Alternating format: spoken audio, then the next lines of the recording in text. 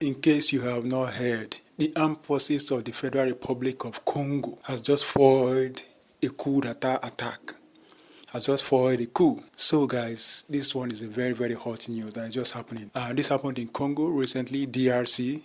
You know how DRC has been unstable for some time now, maybe for over years now. DRC has been very unstable because of course we know the suspect, the usual suspect, which is the Western countries, they have been doing their best to destabilize that country because of the mineral resources. We know that Congo have a lot of mineral resources, and the things that these big tech companies need, the Google, the Apple, the rest of them, Tesla and the rest of them, the things they need to manufacture their products, phones, Tesla batteries and the rest of them. A lot of those minerals are found in Congo. So this is more like a case of, say, something that's supposed to be a blessing is now a curse to these guys. The Congolese have been living in very bad and terrible state for over a long period of time. And people have been complaining, they have been posted, especially on X, Twitter, about genocide happening in Congo. People are being killed every day, people are dying, people are living in very dire situations. There are pictures and videos of people dying, people being shot, and even the ones you see people living in camps, they no longer have houses because they've been displaced because of the fighting, the insurgents and everything.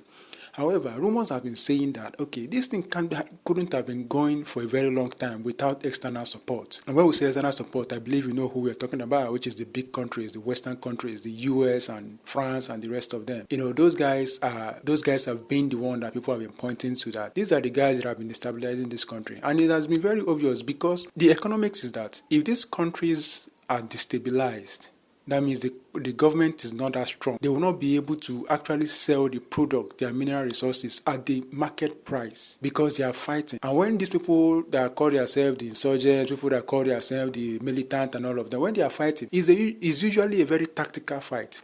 They base their fights on the areas where those mineral resources are, so that when they repel the government forces, they will not have access to that land, and then they will not begin to mine. So when they now begin to mine, they will be able to get it at a very cheaper rate. It's more like a free labor because people working at the mines, they are treated anyhow. They are paid in pennies. They can't complain because, military is everywhere. They flog you, they beat you, they have child labor and everything. There's no control, no regulation. So they're able to get it for pennies. And then when they ship these things abroad to France and the US and the rest of them, they're able to sell it at market price. And they make a whole lot of money. That's why countries like France have refused vehemently to leave Africa. We saw what happened when Coup happened in Niger. What happened? They were trying all their possible best to still come back, even to a point whereby they almost got Nigeria into a war with Nigerians because they wanted to get back to Niger. But Niger, the guys that performed the coup say, no, you are not coming back. You have done a lot of damage already. Because the kind of contract France signs with all these francophone countries, when you start reading them, when I was reading the one of Niger, I'd be like, how can someone with a sensible mind sign this kind of contract? It's more like a chain. It's more like these countries are being bound in chain and they can't really grow. And you'll be wondering why this country had independence a lot of years back and they are still underdeveloped. So back to the matter of the Congo. Let me give you a brief how this whole coup started or what actually led to it. There has been this guy that has lived in the US for a long period of time, lived in Europe.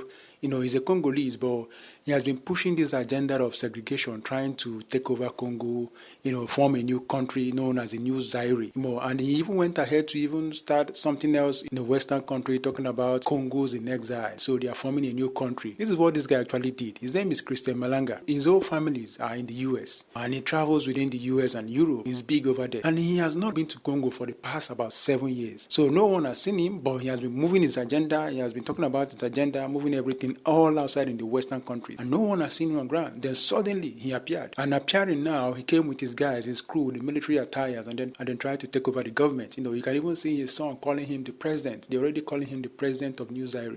Not Congo, because he wants to change Congo to New Zaire. So they're already calling him the president, and he's happy, moving around with guns, threatening everybody. But unfortunately, they wanted to overthrow the government, and it didn't work. And then, the armed forces of the Federal Republic of Congo were able to overpower them. About 50 of them. They were able to overpower them, killed some of them. Even the guy himself, which is the Christian Malanga, was actually killed because he resisted. He didn't want to be captured, or he didn't want to be arrested, and in the process, he was killed. But a lot of other guys were captured. However, the important thing there was that 2 guys that were captured were actually American citizens. Now, that brings us back to where this whole thing is coming from. When I said about all the instability in Africa, talking about how the Western countries, the European countries have been in the forefront of all the instabilities in Africa, especially the Francophone country.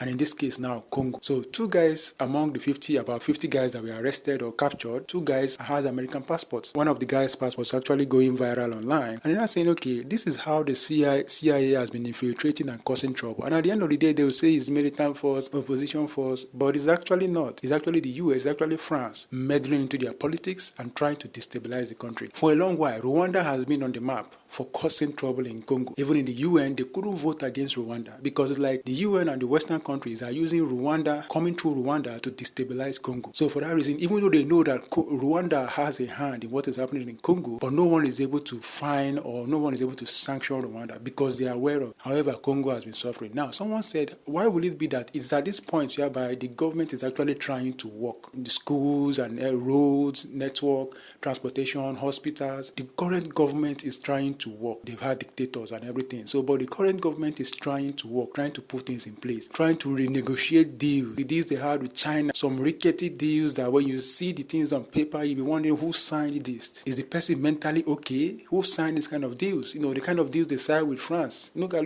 the one they signed with Niger. The one France signed with Niger. Crazy kind of deals they signed. So this government is renegotiating all those things, trying to change everything, make everything work. And then suddenly they're talking about coup. So that's to tell you that the West knows what they are doing. They don't want these countries to be stable because once Congo becomes stable, all the free minerals they are getting, the cobalt and the rest of them that they are getting from Congo will be gone because the government will now have to enforce their own prices. The government will now have to take over that land and then sell it at the market rate. And that is what they don't want. Look at what happened in Niger, where immediately after the coup happened, the military junta and everything that took over refixed all their prices. You see deals that France signed that they will be buying something, maybe like some minerals, some gold or whatever. They will be buying it from Niger for like 90 cents. Cross it over to UK or to UAE or wherever country where they sell it, is about $1,000. You can see the kind of crazy margin these guys are getting. So you'll be wondering, these guys don't have a lot of resources in their country, but here they control Africa. So that is what is happening. CIA and the rest of them now is being finger point. And guess what? The embassy, the American embassy in Congo has been alerted to tell them, okay, this is a US citizen involved in this coup d'etat. Do you know about this guy? And guess what? They say they know about the guy. Because there's no way an American guy will be in a country and then the US embassy will not be aware of that guy. So the US embassy was actually aware that those military guys or those guys, those machineries were in the country. And they were aware of what those guys came to do. So what I'm just waiting, I hope that the government of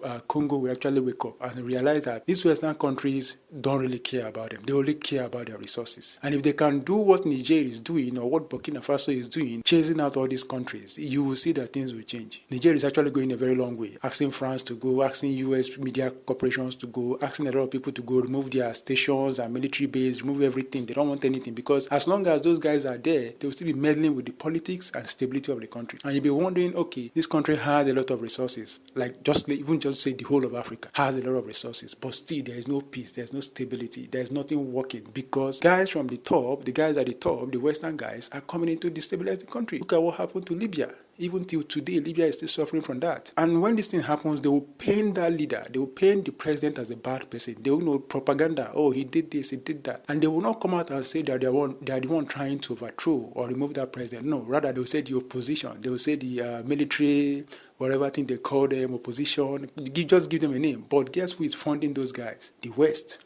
Because even these guys, this Christian Malanga that tried to take over the government, they already have anti-aircraft missiles. They already have big machineries. If you wonder, where did this guy get his money for all these things? Someone that has been running up and down, how did he get money for all these weapons that he already has on ground, trying to destabilize? That's where you understand that there is no way that this guy is not being funded. Who is funding him? Who gave him the machineries? Those guys that gave him the machineries to work with him obviously knows what he's about to do. And they've funded him because it's going to help them. Because as long as Congo remains destabilized and unstable, as long as fights continues to happen, as long as they continue to have insurgents, the government will not be able to have full control of their resources. And if they don't have full control of their resources, the Western country will still continue to benefit. Apple is benefiting from Congo. Tesla and the rest of them, they are all benefiting from Congo because of those resources. So if the government becomes, the prices of their product will have to change. And yeah, it's going to affect all of us because the price of phones will go up. Because in the things they need to build the phones that we are using, the prices will go up. It's going to affect us. But at least let Congo have a fair share of what they have. Let them enjoy enjoy the resources that God has given to them. iPhone that is being sold for $1,000 might begin to sell for $4,000. Yeah, no problem. We'll buy the one that we can buy, and the one we cannot buy, we'll leave it. Let them go enjoy the resources that God has given to them. They have a lot of resources, but yet they live in abject poverty. You can see the videos and pictures I've included so that you can see what Congo is going through.